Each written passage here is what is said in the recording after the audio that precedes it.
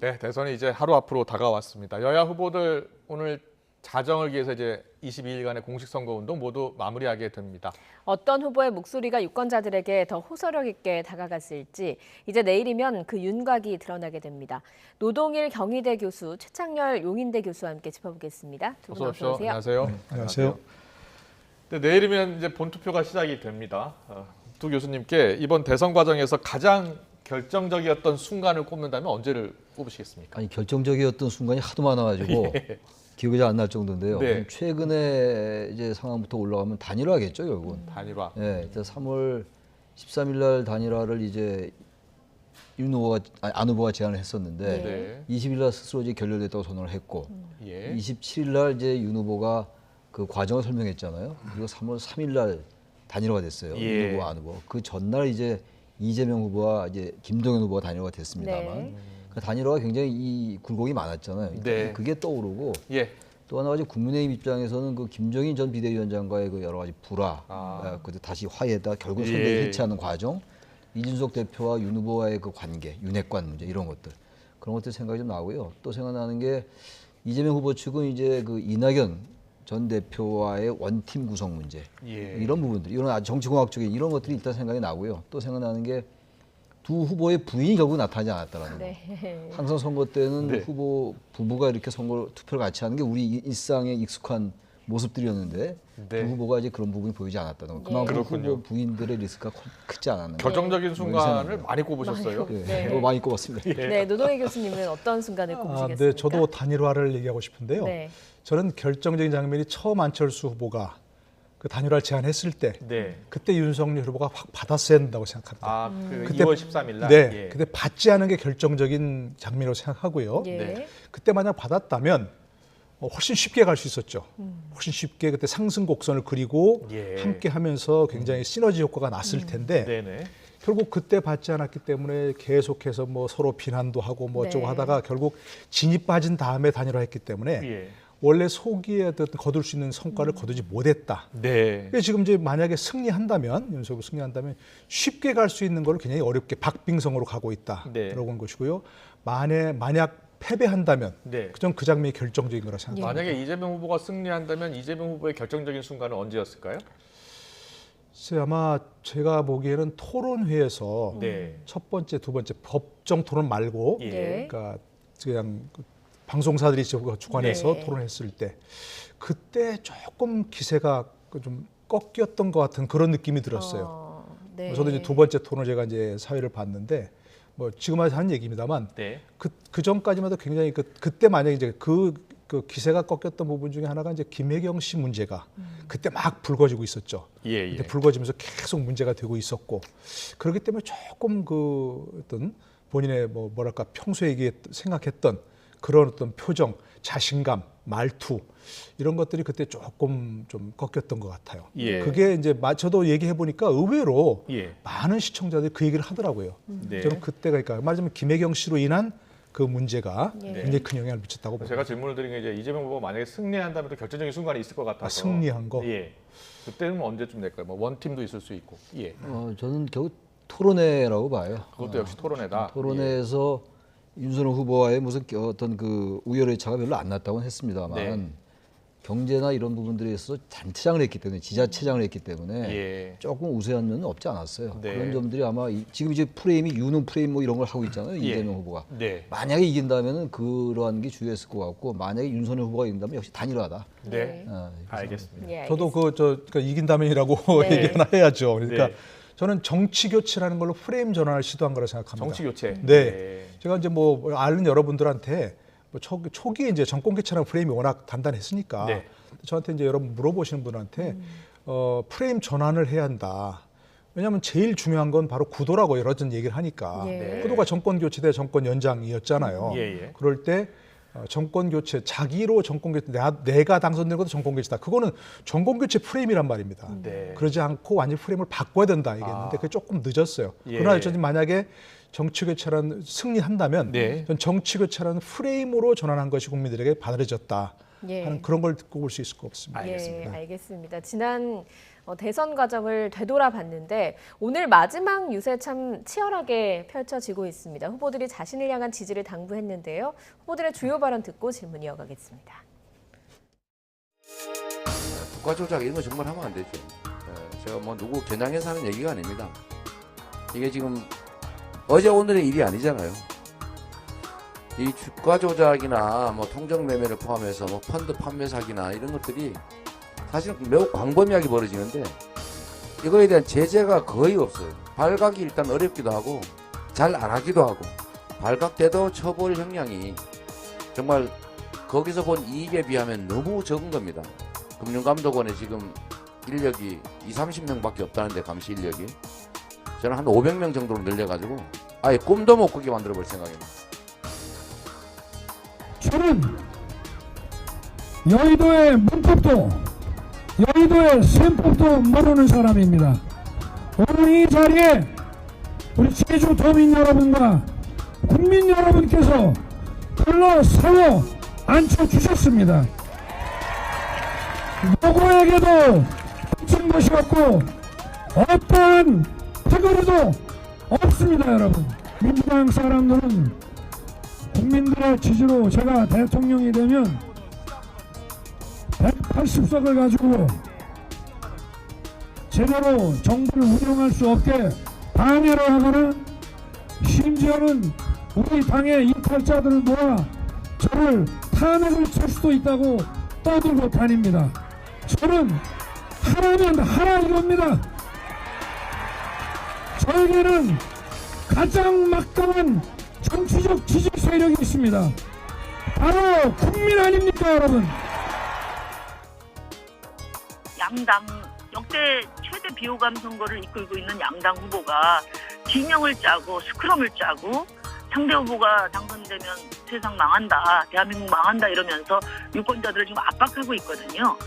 거기에 굴하지 마십시오. 알겠습니다. 그렇게 해서 35년간 만든 게 뭡니까? 그러니까 다들 판단이 있으세요. 우리 시민들께서 흔들림 없이 압박에 굴하지 마시고 소신 투표해 주시기를 바랍니다.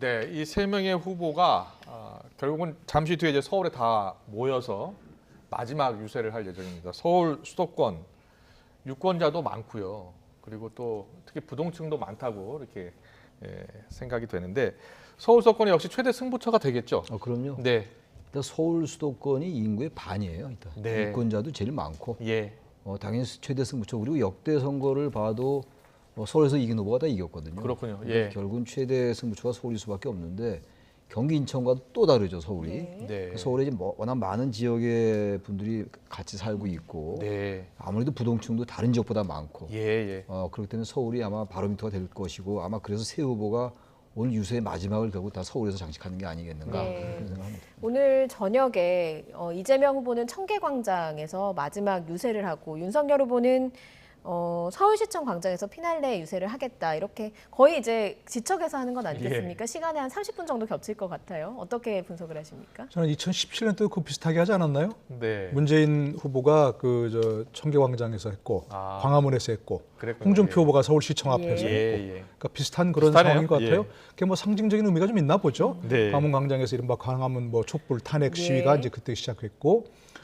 이른바 태극기 집회, 뭐 박근혜 전 대통령을 옹호하는 집회가 이제 서울시청 앞 광화문, 대한문 네. 앞에서 있었으니까 네. 뭐 그런 것도 있는 것 같습니다. 예. 각각 선점한 것 같기도 하고요. 물론 이제 뭐 각각 지지층에 호소하는 것이 이제 가장 큰데 뭐 지금은 과거처럼 그렇게 뭐 어떤 특정한 세력이 어떤 특정한 쪽으로 모인다. 뭐 그렇게 보기엔 좀 어려울 것 같아요. 네, 네. 그래서 그냥 서울 지역에서 서울 중심가에서 유세를 한다. 네. 그 정도 의미로 생각하면 될 것 같습니다. 알겠습니다. 네. 지금 또 투표율이 큰 관심인데요. 지금 뭐 다 아시다시피 지금 사전 투표율이 36.9% 역대 최고 투표율인데 그래서 이번에도 아마 80%를 넘지 않을까 많은 분들이 예상을 하고 또 이게 어떤 이 선거 결과에 영향을 미칠까도 관심인데 어떻게 보세요? 글쎄 지난 19대 대선 때가 77.2%였거든요. 예. 13대 대선 87년도 그때 뭐 굉장히 높았고 80% 훨씬 80%였죠. 높았고 예. 이번에 이제 사전 투표율이 워낙 37%에 가까이 나왔으니까 네. 본투표 전체적인 투표율이 좀 높아질 것 같아요. 네. 80% 넘을 것 같습니다. 80% 넘을 것 같다. 넘을 것 예. 같고 80% 넘으면 이제 누구에게 유리하냐? 뭐 누구에게 이런 얘기 수밖에 유리하냐? 없는 건데 예. 사전 투표율을 가지고 서로 이제 양당이 자신들에게 다 유리하다고 유리하다고 하죠. 얘기하는데 그래서 저는 뭐 이제 내일 선거이기 때문에 함부로 얘기할 수는 없는데요. 네. 투표율이 아무래도 더 높아지면 정권 교체라는 게 이번 선거를 관통했던 이슈이면 틀림없어요. 예. 어떠한 이슈가 굉장히 많았다 하더라도 정권 교체, 정권 심판론이 이번 선거를 관통하는 저는 의지였다고 봅니다. 예. 그래서 투표율이 높아진다면 정권 교체 여론이 많이 반영되지 않았을까라는 논리적 근거 때문에 투표율이 만약에 80% 이상 되면은 윤 후보에게 좀 유리하지 않을까 그 생각을 하는데 민주당에서는 야권 지지층이 아니라 여권 지지층이 결집하고 결집할 있다. 수 있다는 이렇게 게 이야기하거든요. 아마 그렇게 예. 논리적인 측면이에요. 이거. 예, 예. 예, 예. 근데 이 80% 넘기가 쉽지가 않잖아요. 13대, 14대, 15대만 80%를 넘었었거든요. 80%면 할 사람은 다 안다는 얘기거든요. 네. 예, 예. 사실상. 예. 근데 이게 이제 본투표에 안 갈 사람들이 사전투표에 더 나왔다. 아. 그럼 엄청 높아지는데 예, 예.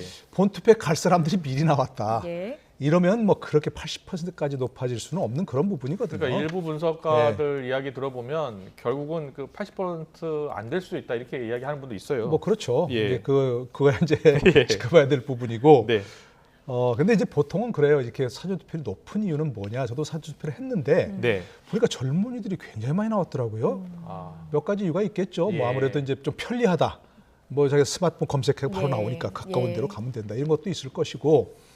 근데 보통은 이제 전문가들이 얘기하기로는 응징 투표하려는 동력이 지지 투표보다 훨씬 높다는 거예요. 예. 근데 저게 그 역대 비호감 선거라고 최대 비호감 선거라고 얘기하는데 아. 네. 그게 오히려 좀 투표를 높일 수 있다고 생각합니다. 비호감 선거니까 저 후보는 절대 안 돼. 네네. 예. 그러니까 내가 이 사람 지지해서가 아니고 예. 저 사람은 절대 안 되니까 내가 찍을 거야. 이런 식의 어떤 투표율이 높기 때문에 예. 그것이 오히려 투표를 높이는 뭐 그런 쪽으로 작용한다면 네. 혹시 어느 특정 후보에게 유리하다 이렇게 판단하기는 좀 어렵겠죠. 네, 네.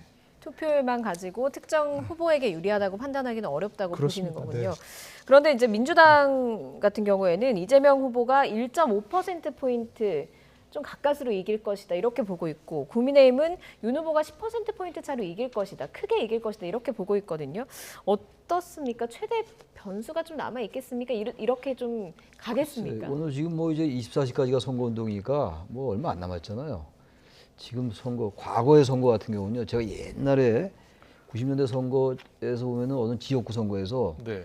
이른바 밤에 그 흑색 선전이 쫙 뿌리던 경우가 있어요. 예. 그건 어떻게 대처도 못합니다. 네. 요즘 같은 경우는 뭐 여러 가지가 바로 또 대처가 되고 막 선거 당일이라도 그렇죠. 막 예. SNS가 나오고 그러는데 SNS로 그때는 그냥 바로. 그런 상황이 아니었기 예. 때문에 그건 뭐 어쩔 수가 없어요. 그 전형적인 마타도예요. 네. 지금은 그럴 수 있는 상황이 아니고 그래서 예. 저는 그런 변수는 없다고 보는 거고 예. 지금 이제 와서 큰 변수는 없고 일단은 뭐 양쪽의 지지자가 뭉친 상태예요. 지금 지지율이 뭐 80% 아니 투표율이 80% 넘을 거다 넘지 않을 거다라는 얘기가 나올 정도로 이제 투표율이 높을 거로 예상되기 때문에 네네. 지지자들이 총결집했고 이제는 그야말로 이제 정치 교체냐 정권 교체냐가 이제 마지막 변수였던 것 같은데 정치 교체 담론은 아무래도 유권자에게 좀 어렵게 느껴졌던 것 같고 예. 그리고 특히 그걸 꺼내려면 좀 선거 초반부터 담론화해가지고 양쪽의 이슈를 좀 선점했으면 이재명 후보는 유리할 수 있었는데 정권 교체가 쭉 가다가 이제 안 후보에게 러브콜을 하면서 정치 담론을 꺼냈거든요. 27일 의원총회를 하면서 일요일 날이었는데 예. 당론으로 채택했단 말이에요. 네. 그리고 난 다음에 이제 김동연 후보하고 3월 2일 날 이재명 후보가 단일화를 하면서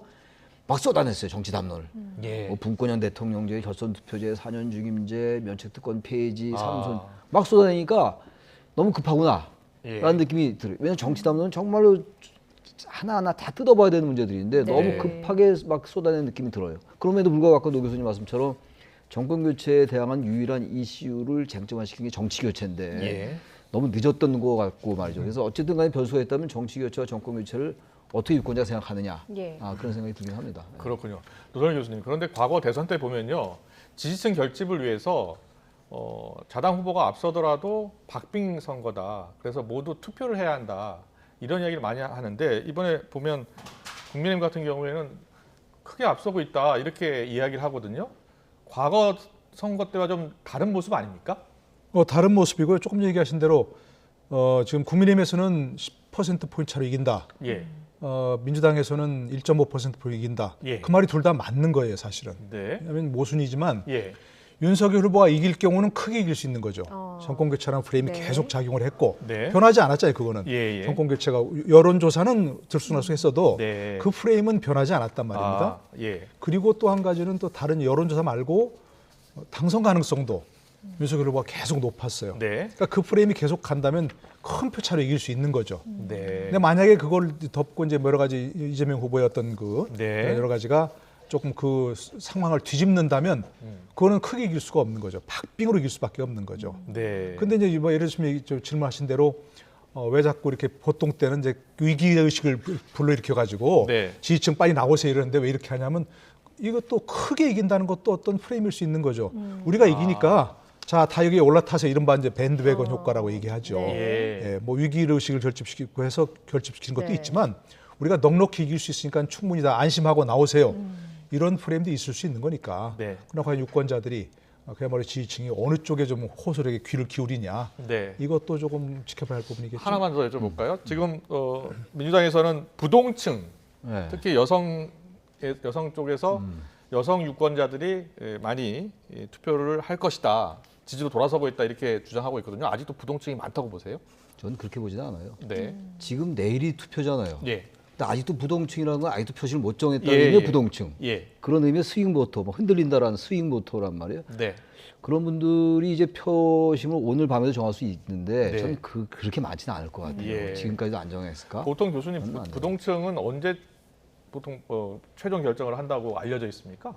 그게 뭐 특별하게 이론적으로 예. 저기는 아는데 저는 지금 상황에서는 부동층이 거의 없다고 봅니다. 네. 그러니까 부동층이라는 건 마음을 정하지 않았는데 어느 순간 마지막으로 마음을 정한다 하는 거 아니에요. 그렇습니다. 지금까지 정하지 않은 사람은 안 가죠 투표장에. 예. 안 가고 정치야만 무관심 치고 예, 가야 돼요. 이미 다 예. 지지를 하고 찍을 사람들은 다 마음을 정했다고 생각합니다. 네. 그러니까 더 이상 무슨 뭐 중도층, 부동층 이런 거는 예. 없다고 생각합니다. 알겠습니다. 오늘 정치권 이슈 분석 대선 내일인데요. 마지막 분석이 됩니다. 내일 이후로는 이제 선거 결과를 놓고 또 분석 들어보겠습니다. 노동일 경희대 교수님, 최창렬 교수님과 함께했습니다. 잘 들었습니다. 고맙습니다. 고맙습니다.